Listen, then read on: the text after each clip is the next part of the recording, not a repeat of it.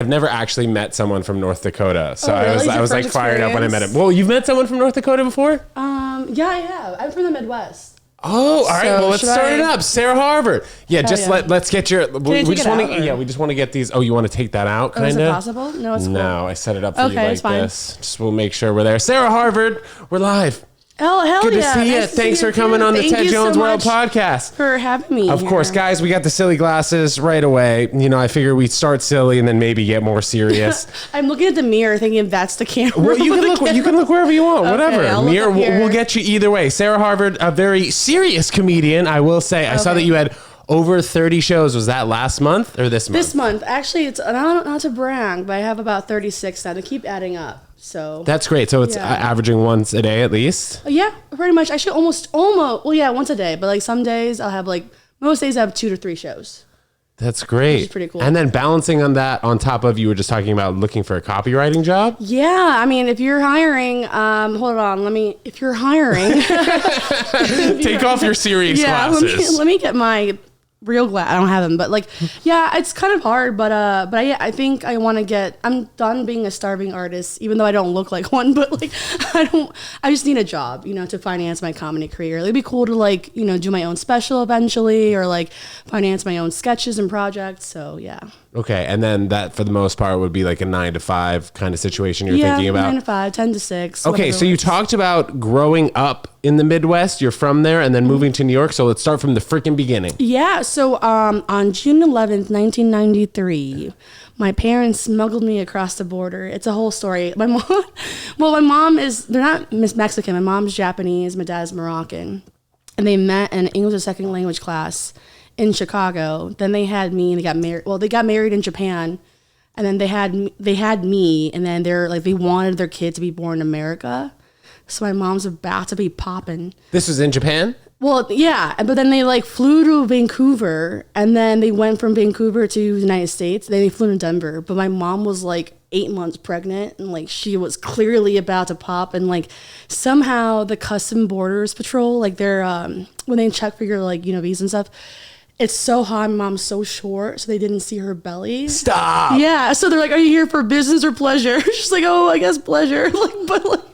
So she was so lucky. It's clearly suspicious that an immigrant is. But how do you know it happened this way? My mom and dad told me the story. They're like, "Oh, you're meant to be born in America." So what, did your mom have a big luggage piece over her belly? No, she was just popping out. But the guy in front of her was tall. The seating is tall, and she's short, so they couldn't even see it. So she's just But there wasn't more than just this one guy making the fate of you and your family's life. That's true. Yeah, you so I did don't know what it was that. like that. but yeah, I thought. I mean, I'm not born after 2011, Ted. Well, 2001. I'm stupid I know, but also, coming in from Vancouver, maybe they thought it was a little bit closer to the United States, so they weren't checking people as thoroughly. I don't know. Maybe. I also think that that time, immigration wasn't huge of a problem from Canada to the U.S. Right. Okay. And they flew to Denver, and I was born there, and then I was there in Denver for about a year, and I lived in Japan until I was 5 or 7. So you moved from Denver back to Japan? Mm-hmm. Do you speak Japanese? It was my first language, but I forgot all of it. I know a few words. I could say sumo torini, samurai. I could say I'm trying to become a sumo wrestler and stuff like that. The fun stuff. Yeah. Or I taught David Beckham how to play soccer. Nice. I also don't know how to say just kidding. So in Japan, they'll crack up because I'll just be just kidding after saying everything. So yeah. Love that. Easy way to get laughs. Yeah. So I was going to say Japanese, but Japanese was your first Japanese. was your That's first a good language? rapper name for me. Japanese. We're making it happen. That's hell yeah. Just give me a portion of that 10%. I won't see you be my okay, manager. so being Japanese, you started speaking the language at 5 years old. I hope I learned how to speak Japanese when I was 1 or 2. Before that, I was mute for 5 years. You were integrated in the Japanese society starting at 5 years old, potentially maybe earlier than that. But when did you come back to the United States and start to learn how to speak English? It was a little complicated, so we went back and forth since I was 3 to America, but I don't think we fully left Japan until I was until I was 7-ish. If that makes sense, because moving to a different country is a huge thing for us. Okay. So, and my grandmother took a lot of care for me when I was in Japan. So when my parents were settling, it took a couple of years. And also there was like an immigration issue too. So like so I lived in America for a while. I went to kindergarten in America. Where in America? Chicago. And then I went to preschool in Japan. And for the most part, I would go to school in America, but during breaks, I would live in Japan, you know? And it's so funny because like growing up, I always get like jealous that like for winter break, all my friends like went to Ohio for vacation. And I'm like, how dumb am I? They're like, oh, I'm so jealous these kids who went to Ohio. Like, I have to go to Japan, you know?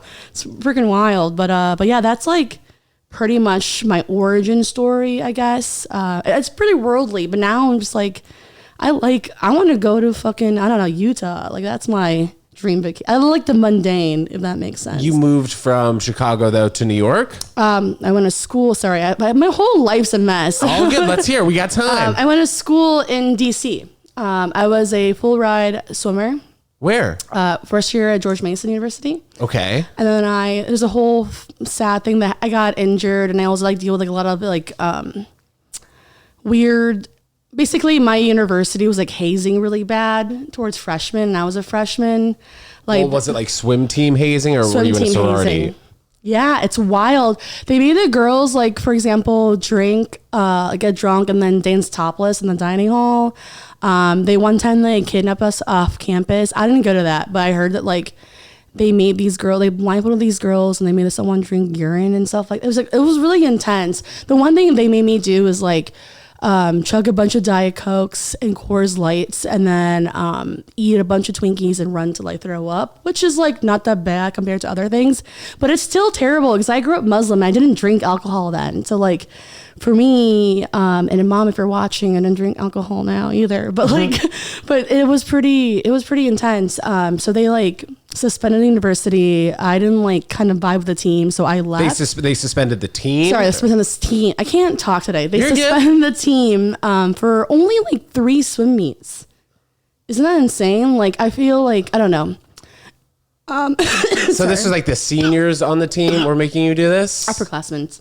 And so, sorry, I'm like dying right now. It's okay. You're all good. Have a sip. So when I was actually a freshman, I was talking about this. I walked into the Duane Reade, which is a couple blocks away here, and I saw a Krispy Kreme donut pack, and it reminded me of freshman year.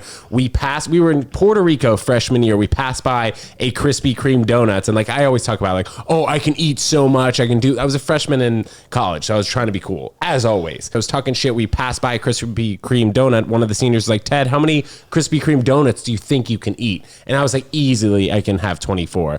And the guy on the team was like, all right, bet. So we had half the team like bet on me. Half the other team thought I was going to throw up right away. I housed 24 Krispy Kreme donuts. Yeah. Then 15 seconds later, I just projectile vomited. No. That was the last time I had Krispy Kreme donuts. I just imagine little old donuts just like flying out. Yeah, literally. I was shooting donuts. Like when people blow smoke rings, that was me with the donuts. But like I was dipping it in water by like donut 16. Yeah. It was just like the vegan hot dog eating contest, but with donuts, and I felt like shit. Yeah, I heard about that. How was that? The vegan hot dog eating contest was terrific. Guys, early entry fee. If you guys would like to join the 4th annual Ted Jones World Vegan Hot Dog Eating Contest, hit me up here on DM or tedjonesworld@gmail.com. There will be an entry fee, but we'll get you your early application in. It was amazing, and it was one of the crazier events I've ever been a part of, obviously. It came down to the wire. The winner ended up eating 10 vegan hot dogs. That's so it was not bad. 9-9 Yeah. at the end of the 10-minute regulation. Oh, hell yeah. And I also feel like it's easier to eat vegan hot dogs than like regular meat. Maybe, yeah. And the funny thing about it is not to shit on that. No. The funny thing about it is people kept asking me like, what's in vegan hot dogs? I was like, you never ask what's in regular hot dogs, That's do you? true. Right? People don't worry about it. People are just like, all right, it's the worst part about pigs. I would rather blindly eat vegan meat than like regular meat. Yeah, what? Totally. And like, it's crazy because people really don't think like that. People are like, oh, I want my meat. I want my cows. And then people like make faces about the vegan meat, which I sometimes don't understand. But let's talk a little bit more about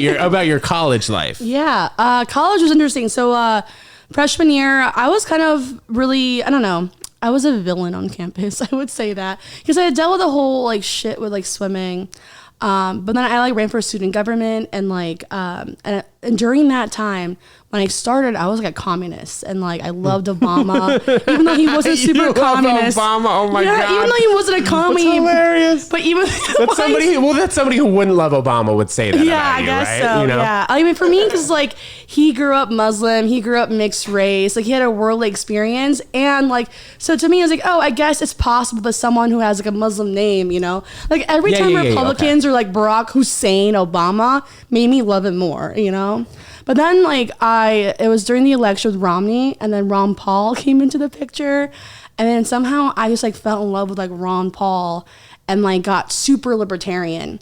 And I remember like that, like after winter break, I came back to my dorm, took down my Obama poster, and then gave it to my friend who's a liberal, Brian Blend. I was like, hey Brian, here's a poster. I no longer love Obama, and like I'm a libertarian now. Were you like a poli-science major or something? Yeah, I was a government international politics. And do you think also being in DC made you feel a sense of more politicalness? Yeah, definitely, for sure. And also like the school I went to, George Mason, is like known to be like a libertarian school. Is it on the border, by the way, Washington DC and Virginia? Or it's so George Mason's in Fairfax, Virginia. Okay, right. That's what I figured. So yeah, I was like, I met Ron Paul. I interned for Rand Paul. I like was like on a first name basis, like hung out with Gary Johnson, who was like the libertarian presidential candidate. I was a treasurer of the DC Libertarian Party. Like I was like in it deep. And I met like, who do I meet? I don't know if you know, I met a lot of like, there are libertarian congressmen in office who would still wish me happy birthday on Facebook. I love that. That's so weird. And then, so I was a libertarian until I went to American University. I went there and you transferred from George Mason to American University, which is in DC. Right. So after the whole hazing thing, it was pretty sad because like I left George Mason to transfer to American to swim because I was also recruited by American University when I was in high school. And I would have been like the fastest swimmer on the team and everything. But they like heard what happened at George Mason, and then they just thought it would be like too much drama. And they're like, we don't think you'll be a good fit on the team. So that kind of sucks. I transferred to AU, put on my deposit, and then last minute they're like, hey, sorry, you can't be in the team anymore. Oh, wow. Well, it must have been also different because you got a full ride at George Mason, right? Yeah, and then I would have paid full tuition at AU. Okay. I would have walked on the team. Okay, but you went to high school in Chicago. Is that how they saw you initially? Yeah, so I went to high school in the suburbs. And my bad, that's my phone. No worries. Go ahead. And I was like pretty good. I was like 2 seconds off the Olympic trial cut for the 100-meter backstroke. Oh, wow.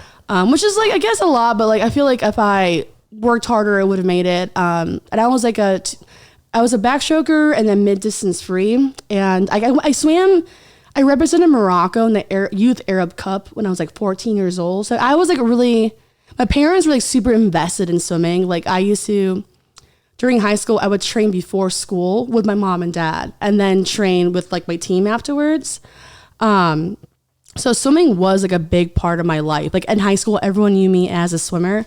So a lot of colleges would come see me at like championship meets or travel meets, and they would scout me. And then sometimes I'll just like email a coach at a certain university and then send them my times and stuff. Was there a reason that your parents wanted you to get involved in swimming initially?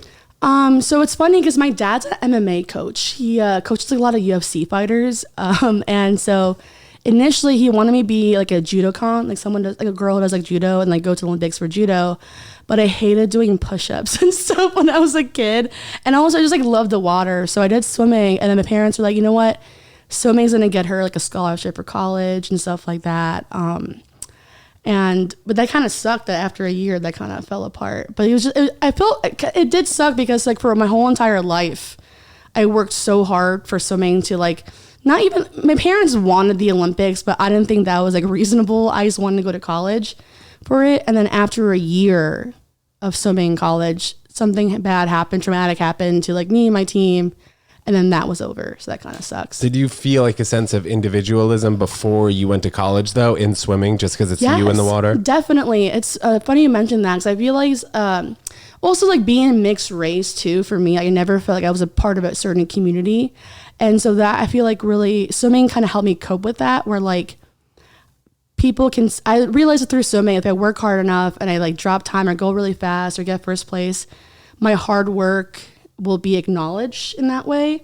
So I always felt like a sense of individualism in that, where like I feel like if I work hard enough, and regardless or not, if I have support, I feel like I have support from a certain community, as long as I put in the work and like do my best, things will work out in the end and people will notice me for that. Has this transferred like mindset wise to comedy and you starting comedy? Definitely. So I will be honest, I feel like I don't want to be mean or like shit talk communities in comedy, but I feel like I am Japanese and I'm also Muslim and Arab, and I feel like I don't feel welcomed a lot by community. I don't feel welcome enough. Hold on, let me rephrase this. I don't feel welcomed by some members of those communities in comedy. A lot of times we'll see like an all Asian lineup or an Asian American festival or like an Arab festival or Arab, lineup. And I feel like oftentimes people don't see me as them and I don't get booked on it, which like, and now I sound like an asshole. Oh, why am I not booked on these things? But these happened like, I've been doing comedy for about 4 years.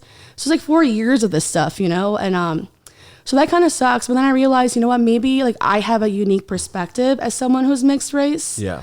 And like also what I've noticed too, like when going to these shows, a lot of these comics who come from the same shared identity have very similar jokes. They're always talking like, I mean like sober type jokes, maybe. Yeah. Muslim. Yeah. For example, I went to like an all like brown show and like every comic had a joke about how white people can't handle spicy food.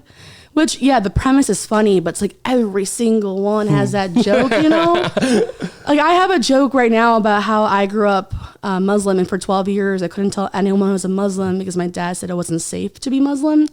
And when it came out, which a lot of Muslims deal with, right? And then when it came out to my best friend as Muslim, he was like, "Oh, are you gonna hijack a plane now?"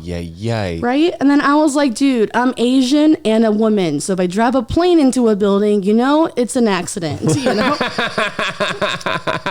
I love that one, right? And I love it's such a joke that's like so unique to me, though. It's like, what other Asian woman who's Muslim can like do that joke, Well, when you mean you came out to your friend, is that something that like you weren't maybe comfortable telling people initially, like when you first met them, like your mix of races? Right. So like I didn't look visibly Muslim to people, right? So like I did always feel a little guilty in that I was able to escape like the prejudice and discrimination of being Muslim or being Arab. So for me, coming out like was a thing of, I guess for me to show solidarity with other Muslim people, but also like to take pride in my identity. I was so like annoyed with like feeling like I didn't feel ashamed, but I felt like by being quiet or not telling anyone I was Muslim, or I was kind of like perpetuating this idea that's shameful to be Muslim or whatever like that. So deep stuff, but yeah. Yeah, for real. Going from American University, you moved straight to New York City?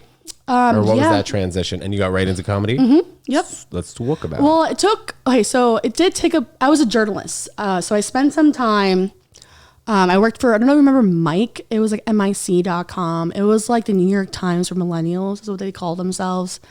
Then I wrote for like the Independent and then freelanced a bit for like the Washington Post, the Atlantic, or whoever. And I read a lot about politics, which is like funny because like I would write stories about like hate crimes in this country and national security. And then now like I'm opening up my jokes with I'm horny. Like it's not such a weird like juxtaposition, but it took me a while because like I think like I moved to New York 6 years ago and I did comedy 4 years ago. So it took about 2 years of me living in New York to do comedy. And the reason why it's interesting is like I always felt like I was a funny person and I had like I guess like a knack for like taking something traumatic and making people laugh at that with me. And I also realized in journalism, like I would write about issues that affect like marginalized communities, but people who were like Republicans or who didn't agree would like, immediately like, write me off like, oh, well, she's a liberal, I'm not going to read her article, or like, oh, this news organization is a liberal media. So it was like really hard to reach people through journalism, and I felt like I do a better job in reaching across the aisle through comedy. Yeah, because people want to laugh and their guards are down. So like for me, like I went to Arlington, Virginia, and I did a show full of like Republicans there, and I would do jokes about being Muslim and like hiding my faith and like how Islamophobia hurted me and like dealing with like being a like sexual assault survivor. They laughed along in agreement with that stuff. So like that was kind of like eye opening for me, I guess. But yeah, I feel like how I started doing comedy is kind of interesting. Because when I was a journalist, I had a lot of cool friends. Like I had a friend who's like a Nobel Peace Prize nominee. I have a friend who works at the UN where she like partners up with celebrities, like, advocate for certain causes. And so I went to her wedding and I was like cracking everyone up. And there was like Fortune 500 CEOs there and all these like world decision makers there. And they're like cracking up. And this Nobel Peace Prize nominee, Amanda Wynn, she was like, oh my God, you're so funny. You have to do comedy. I will pay a class for you. Like you will make an SNL. And I didn't like take her offer and like take, for her to pay for my class because I don't want to like, it feels weird. Like it's a nice encouragement, but I didn't want the idea of like my career being all owed to someone in a way. But like, it was kind of, so when she like was like, you got to do this, I'm like, I guess I'll try it. So I took a class at the Comedy Cellar with Rick Crom. And then from then I like, my first year in comedy, I did 585 sets. Wow. So like most of them are mics, obviously. Okay. But I like to gamify. It was really hard, like being a woman, and like also like being a minority. Like it was really hard in the open mic scene to kind of like feel welcomed or like. I felt like I got a lot of haters, and also I came out guns blazing, where I'm like, oh, all these white dudes are mass shooters, which is like not funny at all. But then like I started like a system where I would like have a goal and then count how many minutes of stage time. I just like made it like I made a progress tracker essentially. And like for me, that kind of like helped me get motivated. I was trying to be more goal oriented. So at the end of the year, I'm like, hey, at least I completed something. And then the rest is history, I guess. Did you think you were going to go into politics though at one time? Yeah, I went to American University in George Mason because I wanted to become a diplomat. Can you imagine? What does that kind of entail? I know you guys get your own license plates as diplomats, but that's really the only thing I know. And you can't get arrested, right? Right. I mean, you can't. Well, there's limits to that. Well, basically, I want to become a diplomat so you get away with crime. No, that's what I thought. You have your own license plate too. Yeah. No. Basically, there's like if you're an ambassador, basically you help in your embassy. You help expats or Americans who live in a foreign country to get passports. It's kind of like a support center, I guess, for like Americans who live abroad. But like if you're a diplomat, a lot of times, or I guess like working in State Department's kind of like that too, where you kind of like working in establishing peace talks or like trade negotiations. There's a lot of like just relationships with the international community. So yeah, I don't know. To be honest, international relations, that was my major. I don't even know what the fuck it is. I still don't know what it is. You still like traveling though? Yeah, I haven't traveled in a while, but I went to Myanmar and then Saudi Arabia. So those are the two most daring places I've ever been to. Is Myanmar the one with a Y, M-Y? Yeah, M-Y-N-A-N. Okay. Yeah, it's like a fascist Disneyland, which is like pretty cool. I mean, I guess I got tuberculosis. While you were there? Yeah, either there or Saudi Arabia. So I grew up Muslim, so I went to Mecca and like did the little like mini Hajj thing, and it's weird because like I went to Myanmar I think a year and a half before, but after, and apparently tuberculosis takes a while for it to show up, but I went to Mecca, prayed, like went to the Kaaba, which is the big box thing, and I came back and I cried and I was like, I love you, God, and like, forgive me. And I came back to America and then I got tuberculosis and I was like, wow, I'm gonna go to hell. Like it was like really scary, but I think I got it from Myanmar and it was crazy. I almost died. Like I had spinal tuberculosis, which is like basically the fluid of tuberculosis collected in my spine and then started eating away my back muscles and then part of my spinal cord, not my spinal cord, but like areas around my spinal cord. But I grew up so big that was putting a lot of pressure into my spinal cord. And for like the last 2 weeks, well, the 2 weeks before I got my surgery to remove it, I couldn't like move my legs. I was in so much pain. And like, it was crazy. So I had to like kind of get it like almost an emergency surgery. Like they moved pretty fast to get rid of it. But it's funny, the surgeon told me like he like cut it open. It was just like, it was just like insane, but I'm okay now. Wait, did this have anything to do with your swimming injury? No, swimming was more like a shoulder thing, but like I could still swim. But I think the main issue was like, just like the university being a dickhead and like the swim team being a dickhead. But you're all good now health wise with that tuberculosis situation? I am pretty good. It's still like I'm still recovering in terms of like my spine and stuff. So I ate a lot of part of like my discs and like my muscles around that area, but I'm good for the most part. I used to do like jujitsu, like Brazilian jiu-jitsu a lot. But I can't really do, I'm trying to ease into it because there's still like a lot of moves and like a lot of exercises where it has a lot of impact on a lower back that could kind of like fuck it up. So Well, at least you're doing well and you're getting better, right? I am getting better. Let's talk about comedy, because you're all over the place. You do a weekly show at Revision, 8 p.m. on Tuesday, right? I just did it the other night. It was freaking amazing. It was packed out. Like, as soon as I went on stage, I was like, holy shit, there are a lot of people in here. No, you're not. It also, like, I really enjoy, I like having you before me because you have good energy. Thank you. Because I will be honest, at the beginning of the show, it was kind of tight. And I feel like the energy was a little bit dip, and you came on and you just like brought the energy up. And that's why I called you a jester, but I don't know if that, like, I feel like you're meant to do comedy because you do have like a king's jester vibe. Like, you're a really silly dude. You make everyone entertain and be a part of it. So like, I thought you really kind of set me up for success with my set. So I do want to say thank you for that. Of course. Thank you for having me. And I want to stop by this mic that I've heard about for freaking years. I don't know so much about it. Please tell us, everyone watching and listening, the Heckle Mic. Yeah, that mic is so crazy, dude. Okay, so every Friday we have the Heckle Mic, and basically I should call it the roast mic or the roast show, because a comic will go on stage and we'll give you like 3 minutes. You don't need 5 or 10 minutes to be yelled at. It's like too traumatizing. But you go on stage. I would love that, though. I would love 10 minutes of being yelled at. You could do it. And you would handle it well. All right, good. I'll host. You let me know anytime. Yeah, honestly. So you go on stage, and then people just start shouting things at you. Like someone told me that I look like I have a friend. Do you know Robbie Collins? From South Africa. Maybe I've seen the name. He's a comic from South Africa. He came to visit, and he's a really funny guy. He opens for Trevor Noah, Jeff Ross, but he was like our special guest, and he is South African, so I called him Neanderthal Mandela, which is like pretty funny. And then he went back with, okay, albino precious, and like, and that like killed me. But like, it's really funny because you have to think quick on your feet, you know? A lot of times I notice that comics will just get yelled at. It is insane because like sometimes a comic will just get up on stage and before they could grab a mic, people will start shouting things at them. But I think it's a good exercise as a comic to learn how to control the room.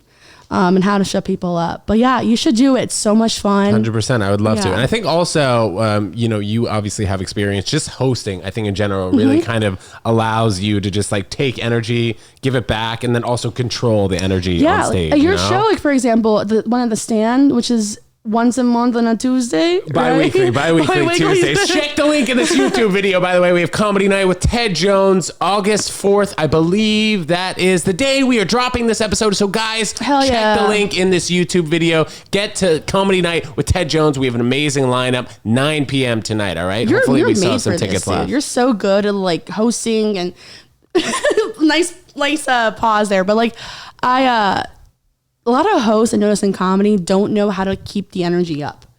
And then sometimes it's just like if a show, I've seen so many times where a comic would bomb and then they would just bring the next comic and not try to reset the energy. But you do a great job of like always keeping that energy up. So I'm not trying to gas you up or anything. No, I appreciate it. It's for the love of the pod. We love it here. World, yeah, there we go. We love it. And then also you were killing it on stage. So do you think that your host energy transfers to your regular set energy when you just go out throughout the night and do other people's shows? Yeah, definitely. I like to take credit, or I like to be known as someone who could like bring the energy up in a room, and also like someone who could like break open a crowd. And I think that's like kind of fun and a challenge as a comic where like I love it when the room is so tight. I take it as like a challenge for me to kind of just like crack them open. That's great.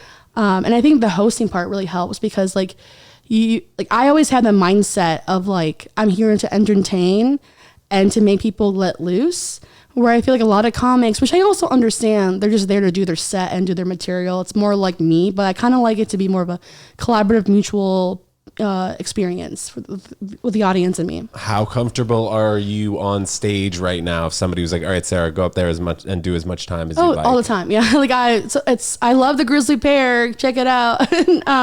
MacDougall Street. But there'll be Saturdays which like come in and then like Kenny Warren, who's great, will be like, hey, Sarah, can you just do 10 minutes right now? And I'm like, yeah, sure. No problem. I've done like, I think 20 minutes once just by accident. Not by accident. It's like walked in like, hey, can you do some time? And like, and then the next comic was running late, so I didn't even know. Going. Yeah, so that's pretty fun. But when you were headlining in DC, how much time were you doing? I did 30 minutes. So that's as much time as you're comfortable doing on stage right now? I did 30 minutes, and I forgot a lot of jokes, and a lot of jokes I didn't have. One thing I would notice that like what's really fun is that like for 10-minute sets, 5-minute sets, you have to go pretty quick because you don't have a lot of time. But with 30-minute sets, I feel like I want to be consistent. And part of being consistent is pacing yourself. And that's why I've noticed a lot of comics that I like I don't want to name names, but there are like a lot of comics who are like set up punchline. And they're kind of like, as an audience member, it's kind of tiring to just keep laughing at every punchline for 30 minutes, you know? So I do prefer doing longer sets because I just pace myself more. And I do a little riffing and crowd work too that like, you know, kind of just like eases the audience into it. It's just more, I guess, like laid back and relaxed instead of like chaotic and hyper. So you're more comfortable doing maybe longer form stories over a 30-minute set? Yeah, for sure. Definitely. And I also feel like it's, because when I'm doing like a 10-minute set or a 15-minute set, I feel like I have to get as many laughs per minute in, you know what I mean? And like with a longer set, I don't really care so much about the laughs. I care more about like what message I'm telling them. And then obviously I'll get laughs, but like it just allows me more time to focus on what I'm really trying to say. What are you most looking forward to? I guess, you know, the summer's not almost over. I don't even want to say the summer's over, okay? This is this I would hate freak summer, dude. me out when I was in middle school, 7th and 8th grade. Why, you don't like summer? Like going back to school would freak me out. So I still wear fall fits in the summer because I have a weird like phobia of other people's skin when it's sticky and stuff. like when you're in the subway, yes, in the subway, right? It's just like it's so sticky and gross. I just like don't like the stickiness feeling, you know? Very fair. Like I would obviously like wear a swimsuit to the beach, that's fine. But when it's in a crowded area, I just understood. can't You get a little handle it. claustrophobic, maybe. I don't think it's just a texture and a stickiness, and like some people don't shower well or like or just the don't frizziness, exfoliate. right? Well, my with the hair is really frizzy right now, but that's what I hate for myself. But like, I think like sometimes people have like chicken bumps on their skin. Okay. Well, not to shame at all. Cause I've like had breakout. Chicken bumps. Oh, I guess they are called chicken bumps because they have those things on their legs, the chicken. Yeah. And it's just on the back of the arm. And turkeys also have that too, right? Turkeys. Yeah, a little bit. So just like, I just don't want to touch it. I feel terrible. What are you most looking forward to though? Maybe towards the end of the summer, coming into fall. You have anything exciting coming out? Well, this will come out after, but I'm excited, and hopefully he doesn't cancel. But we have David Cross doing my show on Tuesday. Dope. At Revision? Yeah. Let's go. Did you just reach out to him? Yeah, he's done it before. DM? He's done it pre-pandemic. That's he follows great. me on Twitter. So we like, DM each other sometimes. And so I'm excited for him. And then I'm headlining the Baltimore Comedy Festival. When's that? In September. The Baltimore Comedy Festival? Yeah, I'm not the sole headliner. There's a lot of headliner shows, but I'm one of the headliner shows in Baltimore Comedy Festival, which is cool. Is there a reason why you still kind of go down there a lot? I just love the scene, dude. I feel so bad because like DC, I felt like so loved, like the DC area by them, and like I did 8 shows, they all killed. Everyone was like super friendly and nice and supportive. And I came to New York and I was a little sad. I was like, oh fuck, I'm in New York again, which is annoying because I love this city and I do love comedy here. I feel like here's like where you really develop as a comic. But I just like, for me, I just don't like when people are like snooty and mean and there's like cliques and stuff. And I noticed it's like really magnified or I guess like intensified in New York City. So for me, it was just like, I feel like in New York, it's less about how funny you are and more like how cool you are, which sounds, I don't know, people might hate me for saying this, but I do feel like that's the vibe. Whereas when I'm traveling to a different city where they don't know who I am, I feel like I'm solely judged on how funny I am. Well, in DC, do you feel like the crowd, maybe, being in DC, just because there's so many politicians and people who work in politics, maybe the DC comedy crowd is more diverse? Definitely. The crowd, the audience members, audience members are so diverse there because you have people who work in government, but also like different sectors in the workforce and like different age groups. But I also think that like in DC, people come there to do comedy because there isn't much to do in DC, like for fun. Well, what do you mean people come there? Do you mean like people, to come here to members? See, yeah, they come here to see comedy, want to laugh. Whereas like in New York, you're competing with like all these other like live events. Yeah, and, well, like, also other I think things. New York is also spoiled. You can go to a comedy club in Bushwick on a Wednesday night at 9 p.m. and see some of the best comics you've ever seen in your life, where that would never happen in any other city where you and go to just even an then off-market. you'll see like a headliner who like headlines stadiums and you'll see a Brooklyn audience and they'll be like, ugh, like it's crazy. Yeah. And I feel like you rarely see shows with an audience that has 8 people in it. Like in DC, you'd never really see that. It's packed. So they had a show. There's a show that's really fun that everyone should check out. if you're a comic, try to get on. If you're an audience member, definitely check it out. Called Kinda Live Comedy on Fridays. It's a free show, but it's like every week there's like 100, 150 people there. Wow. And it's always a good room because people there are like there to laugh their asses off. And I also imagine like working in politics is like really, really either mind numbing or stressful. So it's like a nice stress relief. The tie is likely very tight. Definitely. A lot of Clark Kent's in there. Okay. A lot of Well, hotties. that's good. Yeah. So. But they should be moving to New York. Why? I don't know. I feel like New York is more, I don't know. New York is, I love living here. Like I would rather live here than in LA, but. Do you spend any time in LA? Before I interrupted you. No, it's okay. Oh, you're such a good feminist, dude. You acknowledged it and then you apologized. You know, I was almost a women's studies minor. Oh my, I do see that. I do see that. And also the see professor in class, I was sitting like this and she was like, see, this is a confident man sitting here. He doesn't care what anyone thinks. I was sitting like this. I was like, just fire up A plus. Yeah, literally. She's like, this gay guy over here, you never know he's gay. Just give me a friggin' A. That's hilarious. Yeah, but I was a women's studies minor almost. Continue. That's crazy. Yes. But oh yeah. Wait, what were we saying? Sorry. Before I interrupted you. No, it's okay. I forgot. Probably not even important. Oh yeah, would I move to LA or have I been to LA? Yeah. No, I like, not really. I've been there a couple times to visit my friends, but never for comedy. I just like, I'm really bad at driving. Like one time when I was 17, my mom teach me how to drive a car and I drove it into a building. Not because I'm Muslim, just because I'm really bad at it. Not because I'm a Muslim, so because I'm a woman. There is truth to that joke I had earlier. I really did. It was at my dad's dojo too. It was crazy. So I'm like really bad at driving, and like LA, you have to drive everywhere, you know?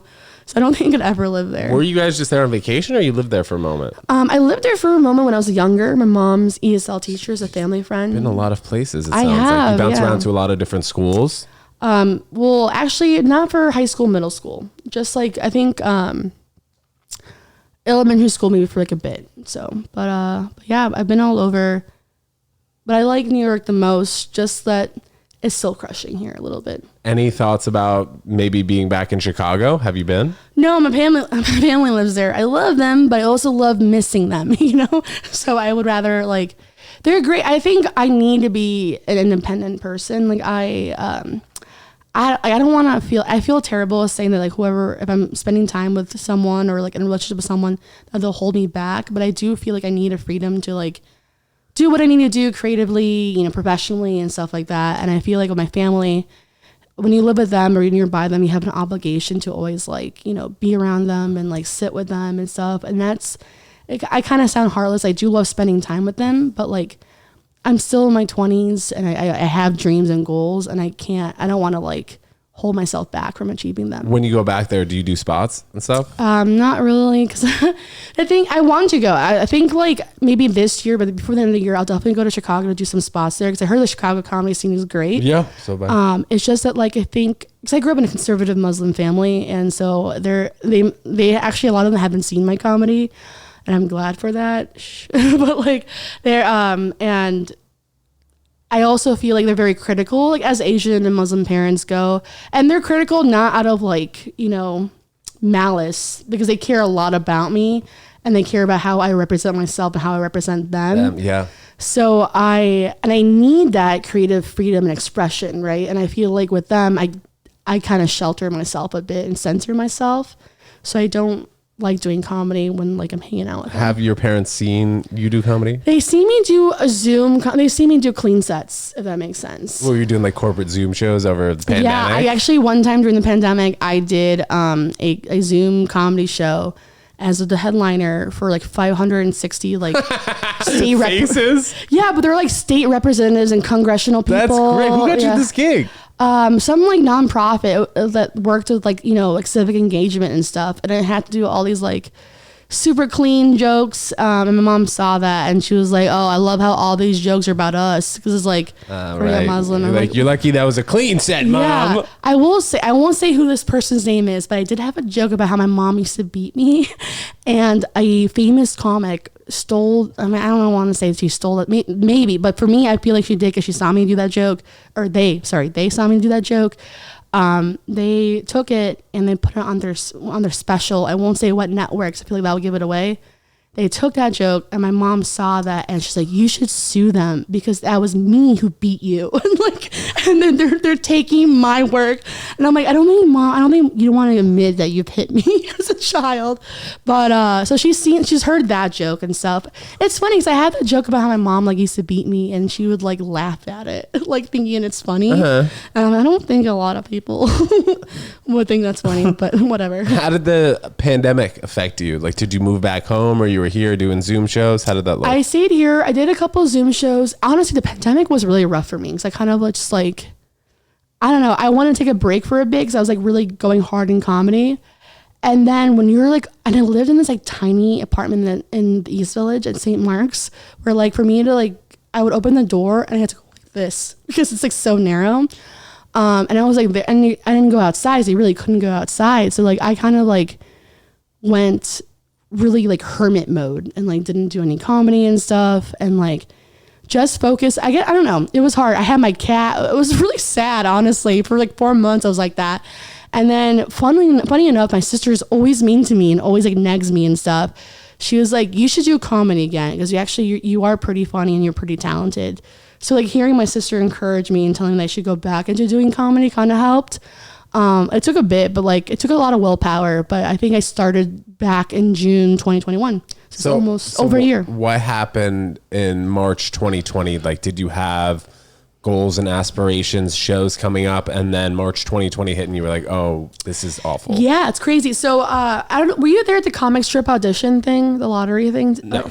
So in 2019, I think the comic strip had this like one day where all these comics can go in and like wait in line for a lottery ticket, and then they will like pick their audition date to get passed at the comic strip at a later date. So in 2019 I went, and then I think my audition date was like 8 months later in March 2020, and it was the day like March 15th, and it was the day that it was the day that COVID happened, and they called me like, hey, your spot, we have to reschedule. Like for 2 weeks or something. Yeah, and then it's been a year, and then now like, oh, sorry, we have a new booker, so we can't do that. And it's crazy because I understand. It's not like I'm not trying to like harp on them. I totally get it.